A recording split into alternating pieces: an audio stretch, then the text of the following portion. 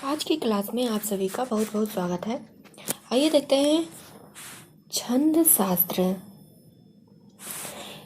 हिंदी साहित्य कोश के अनुसार अक्षर, अक्षरों की संख्या एवं क्रम, मात्रा, गणना तथा यति, गति आदि से संबंधित विशिष्ट नियमों से नियोजित पद रचना छंद कहलाती है। तो छंद किसे कहते हैं यह हम सब ने समझा। अक्षर, अक्षरों की संख्या एवं क्रम, मात्रा, गणना तथा यति, गति आदि से संबंधित विशिष्ट नियमों के नियोजित पद को छंद कहते हैं। आइए देखते हैं छंद शब्द का सर्वप्रथम उल्लेख ऋग्वेद में मिलता है। छंद शास्त्र के व्यवस्थित परंपरा का सूत्रपात पिंगला आचार्य के छंद सूत्र इनका ग्रंथ है से होता है, इसलिए इसे पिंगला शास्त्र भी कहते हैं। इसलिए इसे पिंगला शास्त्र भी कहते हैं।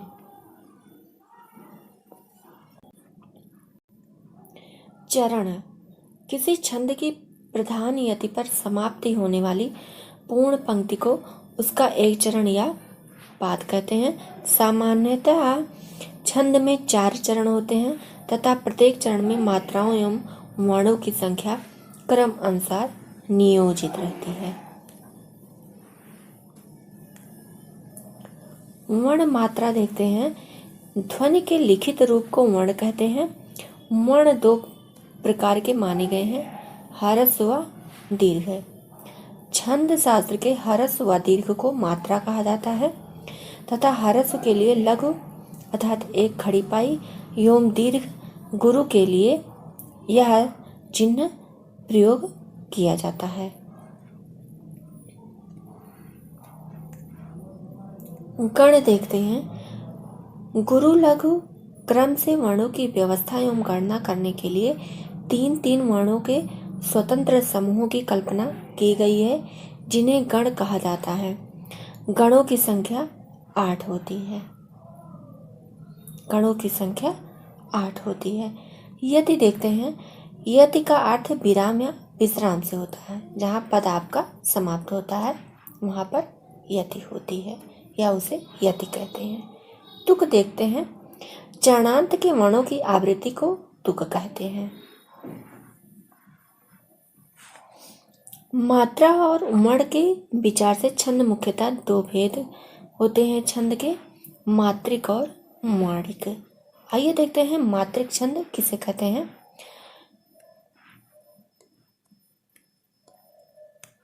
मात्रिक छंद दोहा अर्धसम मात्रिक छंद है, जिसके प्रथम और तृतीय चरण में 13 मात्राएं, द्वितीय तथा चतुर्थ चरण में 11 मात्राएं होती हैं और सम चरणों के अंत में गुरु लघु होता है।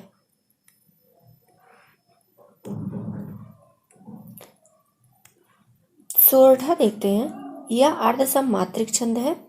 यह दोहे का उल्टा होता है, अर्थात इसके प्रथम तथा तृतीय चरण में 11 और द्वितीय और चतुर्थ चरण में 13 मात्राएं होती हैं।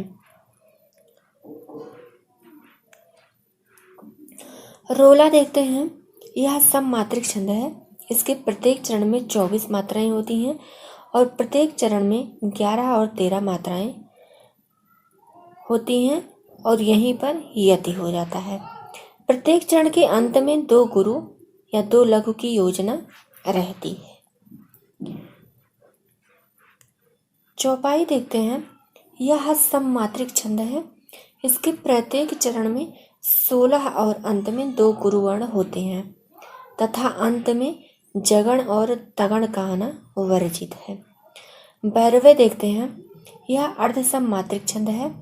इसके विषय चरणों प्रथम और तृतीया में 12 मात्राएं और सम चरणों दूसरे और चौथे में 7 मात्राएं होती हैं और इसके सम चरणों के अंत में प्रायः जगण या तगण होता है। छप्पे देखते हैं। छप्पे व विषय विषम छंद है, जो 2 छंदों रोला तथा उल्लाला के मिश्रण से बनता है। इसमें 6 चरण होते हैं और प्रथम 4 चरणों में 24-24 मात्राएं होती हैं और अंतिम 2 चरणों में 26-26 या 28-28 मात्राएं होती हैं। उंडलिया वह विषम मात्रिक छंद है जो 2 छंदों रोला तथा दोहा के मिश्रण से बनता है। दोहा और रोला के मिश्रण से बनता है, जिसमें 6 चरण होते हैं और प्रत्येक चरण में 24-24 मात्राएं होती हैं और दोहे का चरण रोला के प्रथम में दोहराया जाता है। आइए देखते हैं वाणिक छंद। वाणिक छंद में आपका आता है इंद्र वज्रा। इंद्र वज्रा वह वाणिक छंद है जिसके प्रत्येक चरण में 11 वर्ण होते हैं, जो इस क्रम में रखे जाते हैं: 2 दगड़, 1 जगड़ और अंत में 2 गुरु होता है। द्रुत विलंबित देखते हैं। द्रुत विलंबित व वाणिक छंद है जिसके 4 चरण होते हैं और प्रत्येक चरण में 12 वर्ण होते हैं, जो 1 नगड़, 2 भगड़ और 1 रगड़ के क्रम से रहते हैं। मंदाक्रांता देखते हैं। मंदाक्रांता व वाणिक छंद है जिसके 4 चरण होते हैं और प्रत्येक चरण में 17 वर्ण होते हैं, जो 1 मगड़, 1 भगड़, 1 नगड़, 2 तगड़ और अंत में 2 गुरु के क्रम में रखे रहते हैं। अंत में 2 गुरु रहते हैं। मालनी देखते हैं। मालनी व वाणिक छंद है जिसमें 4 चरण होते हैं और प्रत्येक चरण में 15 वर्ण होते हैं, जो 2 नगड़, 1 मगड़ तथा 2 ऐगड़ के क्रम से रखे गए रहते हैं और 8 या 7 अक्षरों पर यति होती है। यह मालनी का लक्षण है। सिखाणी देखते हैं।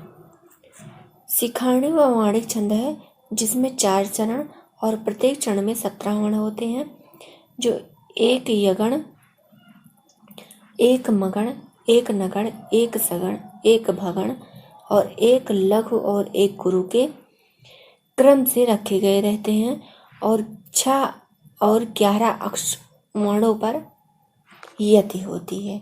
6 या 11 वर्णों पर यति होती है सिखाणी की। सवैया देखते हैं। सवैया वह वाणिक छंद है जिसके प्रत्येक चरण में 22 से लेकर 26 वर्ण होते हैं। प्रत्येक चरण किसी एक गण की 7-8 आवृत्ति से बना होता है। मत गयन देखते हैं। मत गयन वह सवैया है जिसके प्रत्येक चरण में 23 अक्षर होते हैं, जो 7 भगण और गुरु के क्रम से रखे गए रहते हैं। कवित्त देखते हैं।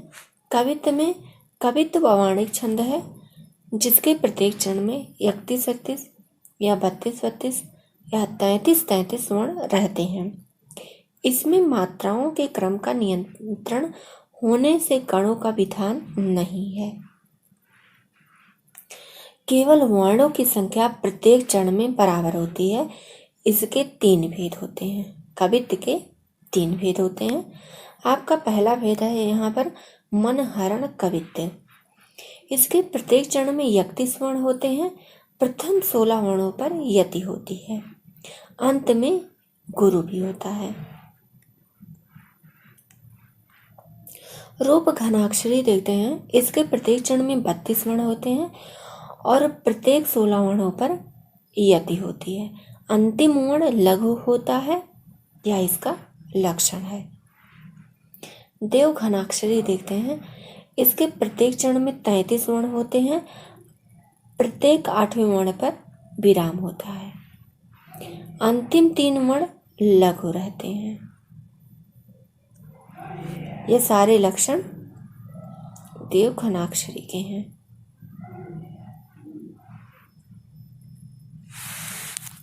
आज की क्लास कैसी लगी आप लोग कमेंट में ज़रूर बताइएगा। और यह वीडियो अपने सभी साथी मित्रों को शेयर कीजिएगा। मिलते हैं फिर अगली नई क्लास में।